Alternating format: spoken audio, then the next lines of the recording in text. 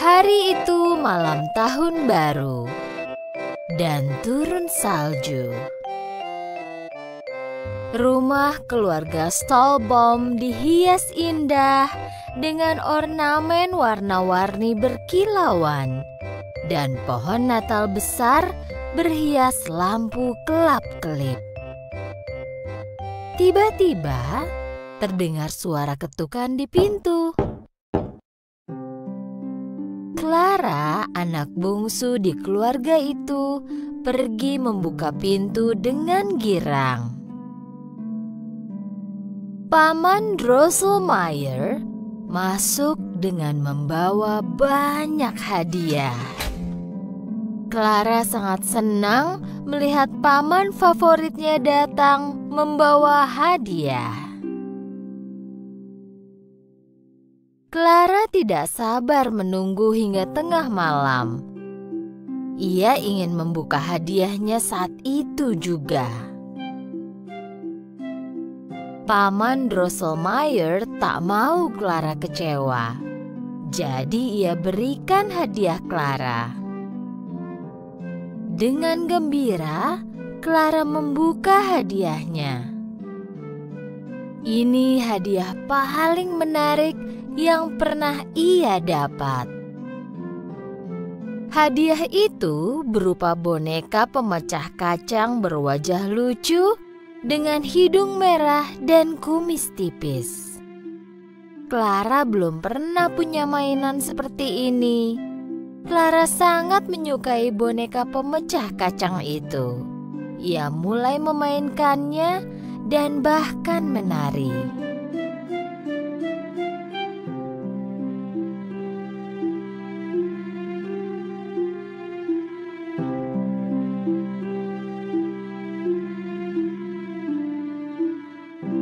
Tapi kakak Clara yang nakal, Fritz, tidak suka hadiah yang ia dapat dan melemparkannya. Ia lebih menyukai boneka pemecah kacangnya Clara. Jadi Fritz coba merebutnya dari Clara. Aku mau yang ini. Tidak, Fritz, ini milikku. Akhirnya Fritz berhasil merebut boneka itu dari tangan Clara dan pergi ke lantai atas. Hei Fritz, cepat kembalikan mainanku. Kau main saja dengan mainanmu sendiri. Aku tak suka mainan itu. Ini harusnya untukku. Fritz, jangan begitu. Kembalikan boneka pemecah kacangku. Ini, ambillah. Saat Clara mendekat untuk mengambil bonekanya, ia melihat tangan bonekanya patah dan tergeletak di lantai. Clara sangat sedih dan mulai menangis.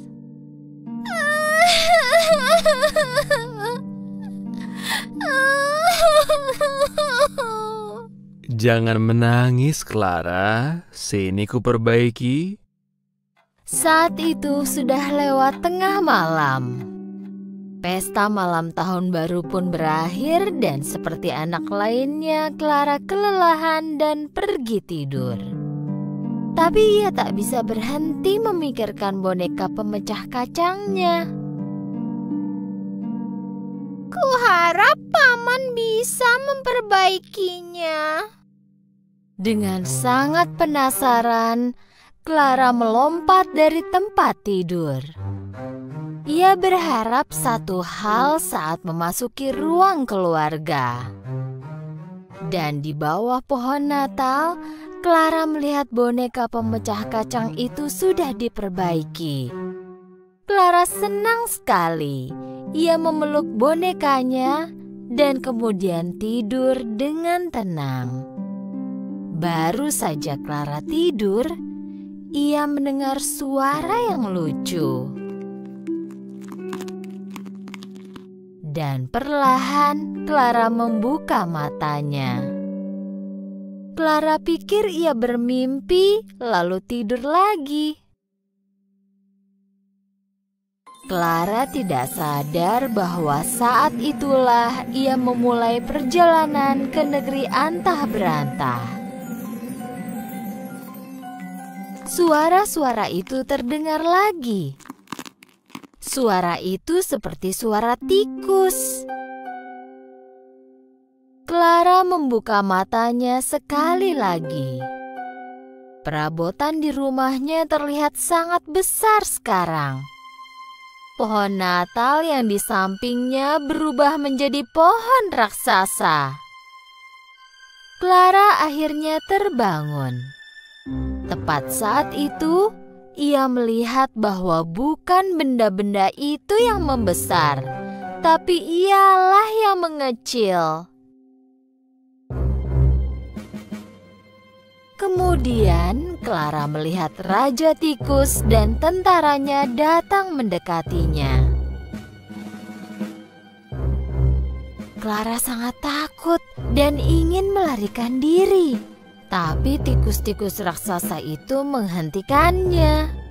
Mereka mengelilingi Clara dan perlahan semakin mendekatinya. Saat itu boneka pemecah kacang pun ikut hidup. Kenapa kau berdiri di sini, Clara? Kita bisa memanjat pohon dan melarikan diri.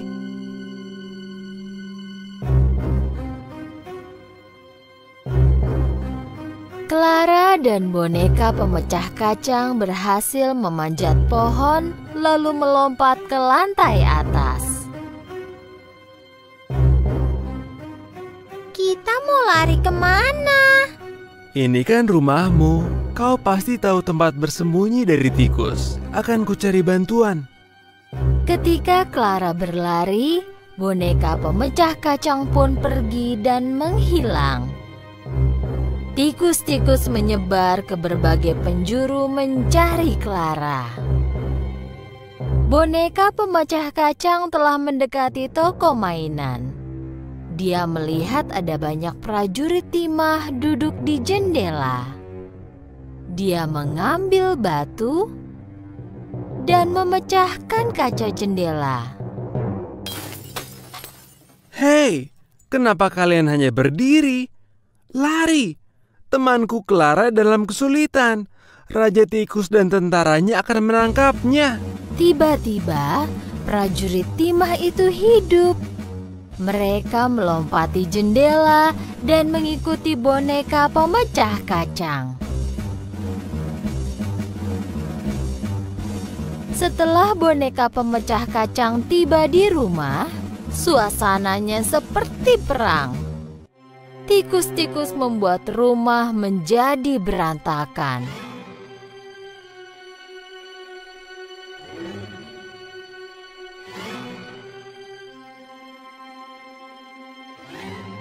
Boneka pemecah kacang dan prajurit timah menghunus pedang mereka dan mulai melawan Raja Tikus dan tentaranya. Sayangnya jumlah tikus lebih banyak daripada prajurit timah. Sebagian besar prajurit timah terluka. Boneka pemecah kacang sendiri terluka di beberapa tempat. Clara keluar dari tempat persembunyiannya. Ia harus melakukan sesuatu. Tapi sekarang ia bertubuh kecil, takkan mungkin bisa menolong. Raja Tikus mendekati boneka pemecah kacang dan menghunuskan pedangnya ke wajah boneka itu.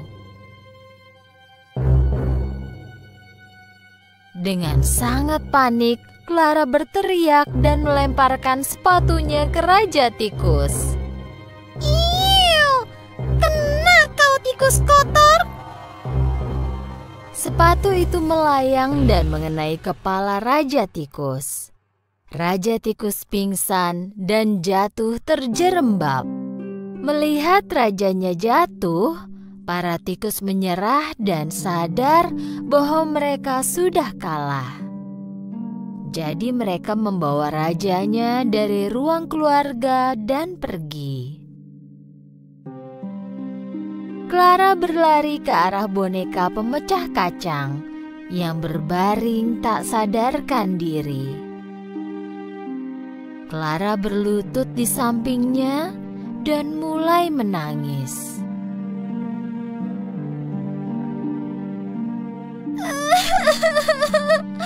Bangunlah boneka pemecah kacang.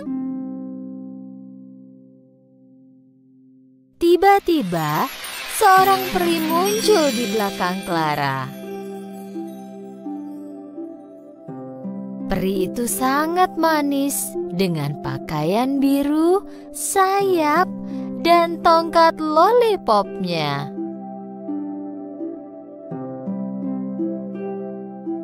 Sang peri tersentuh melihat Clara menangis, jadi ia pun menggunakan sihirnya.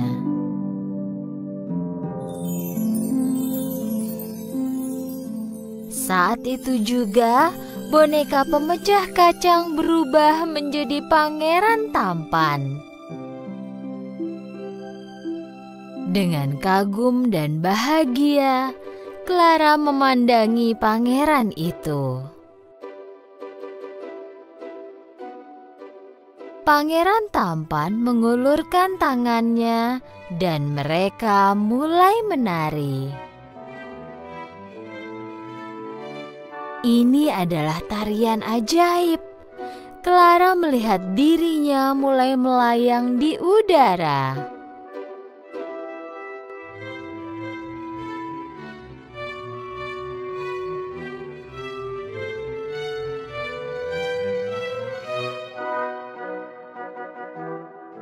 Dan di antara debu-debu peri itu muncullah peri permen.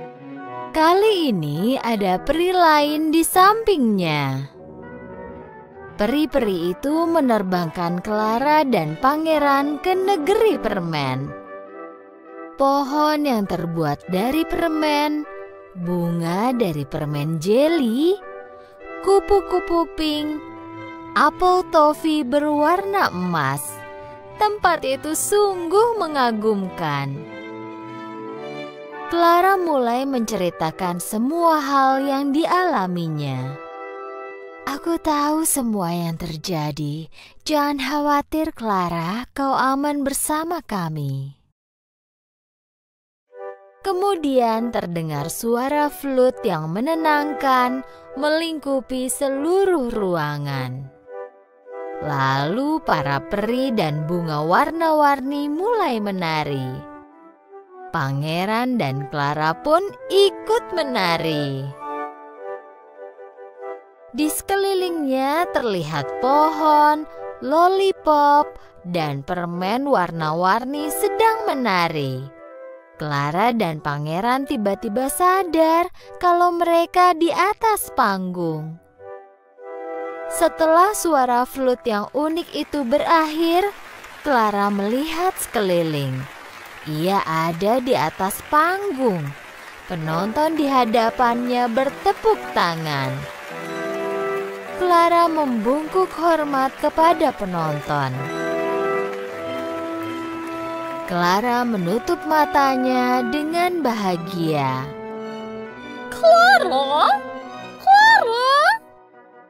Saat Clara mendengar suara ibunya, ia pun membuka mata. Clara mengucek matanya dan melihat berkeliling. Kemudian ia melihat boneka pemecah kacang ada di pangkuannya. Ibu Clara melihat anaknya dengan tatapan heran. Ia tidak tahu kalau Clara juga kebingungan. Sayang, kau tidur di sini semalaman. Ibu, aku...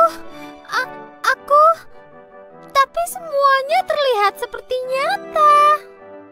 Dengan harapan ia akan kembali ke mimpinya, Clara menutup matanya lagi. Pada zaman dahulu ada seorang gadis kecil bernama Heidi. Karena orang tuanya meninggal, Heidi dirawat oleh bibinya. Tapi suatu hari, bibinya membawa Heidi ke pondok kecil kakeknya di pegunungan.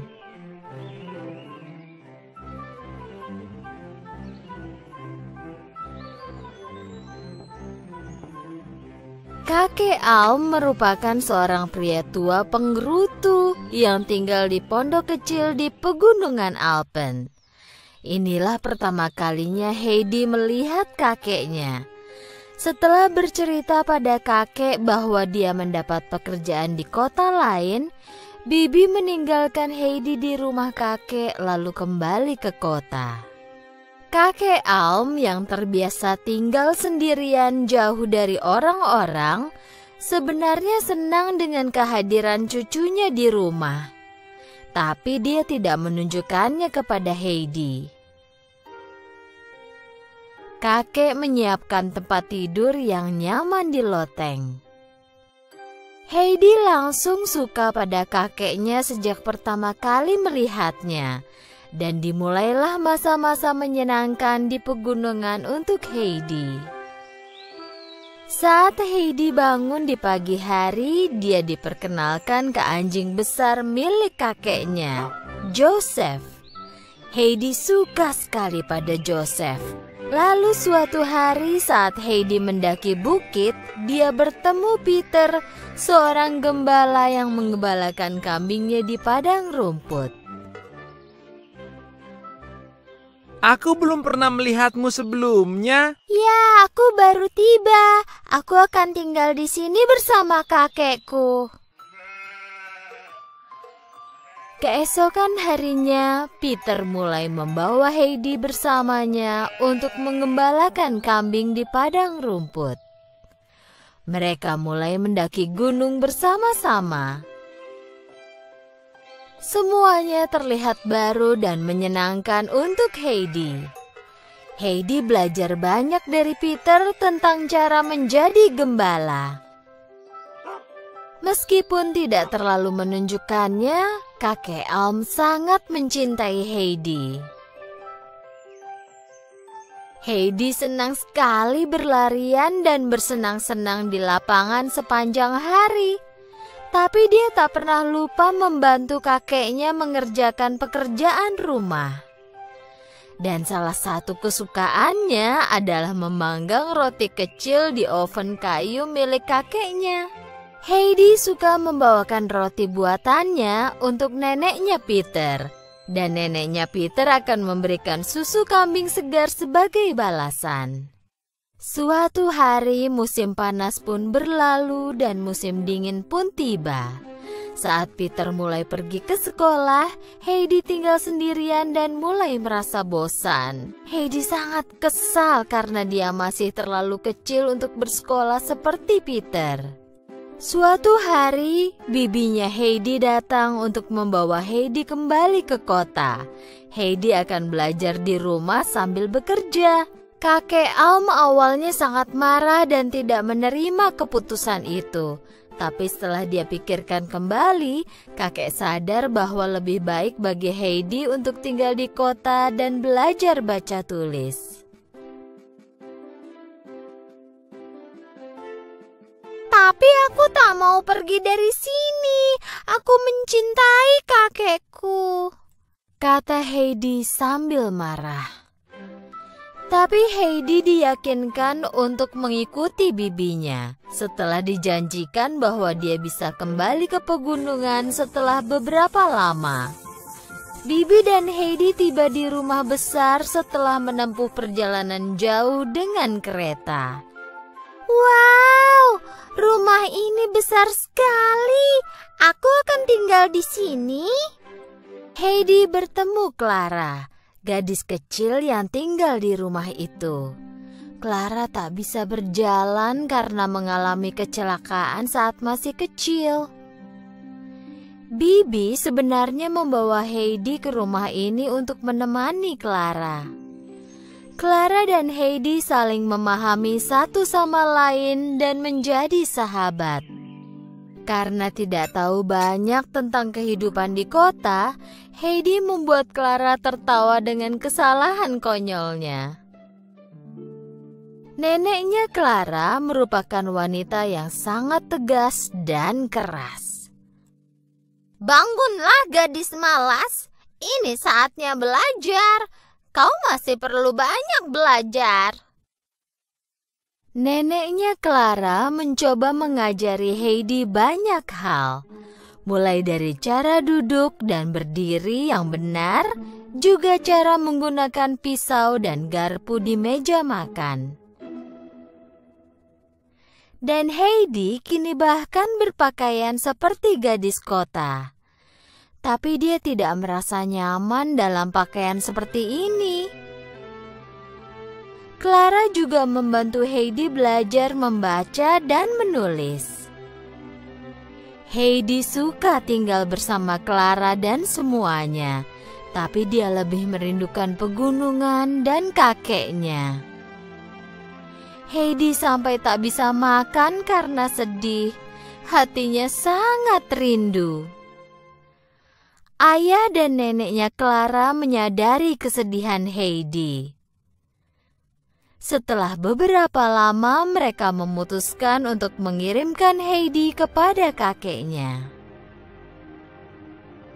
Tapi Clara sangat sedih karena Heidi pergi. "Mencintai seseorang berarti kau ingin ia bahagia apapun caranya," kata nenek. Akhirnya tibalah saatnya mengucapkan selamat tinggal. Saat Heidi pergi, bibinya berkata bahwa Clara akan datang dan mengunjunginya di pegunungan tahun depan. Heidi senang kembali ke pegunungan. Dia singgah di rumah Peter sebelum pulang ke rumah kakek dan memberikan roti kiriman Clara untuk neneknya Peter. Dia tinggalkan gaun cantiknya dan berlari pulang memeluk kakeknya sekencang mungkin. Lalu mereka pun hidup bahagia lagi. Tak lama kemudian, Heidi sangat bahagia karena surat yang dia terima mengatakan bahwa Clara akan segera mengunjunginya.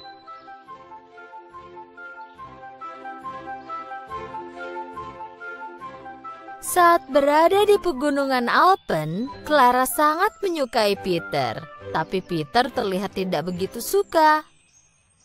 Karena dia takut Heidi akan kembali ke kota bersama Clara. Clara, Peter, dan Heidi menikmati masa-masa saat mereka di bukit.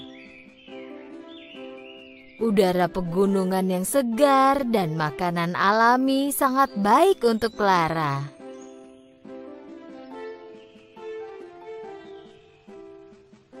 Tapi Peter mulai merasa cemburu pada Heidi karena dia berteman baik dengan Clara. Peter juga tidak suka membawa Clara ke kursi rodanya dan mendorongnya kemana-mana. Suatu hari, Peter mendorong kursi roda Clara dari tebing.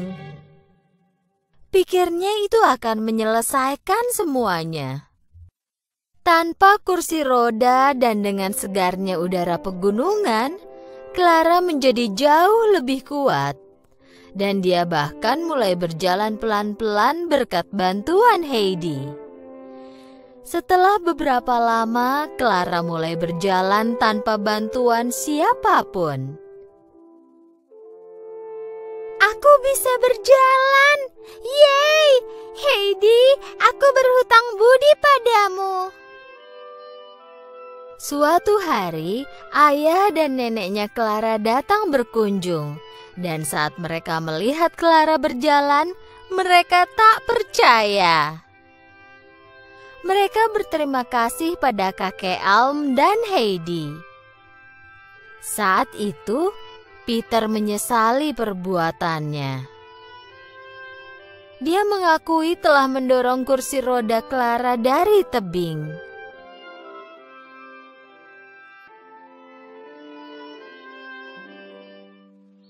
Aku minta maaf pada kalian semua, yang kulakukan itu salah.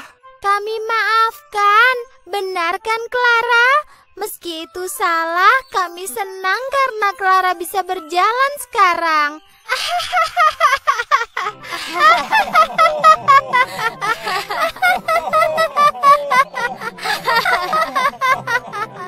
Mereka tertawa bahagia. Clara dan keluarganya berjanji untuk kembali di musim panas berikutnya. Dan mereka hidup bahagia selamanya.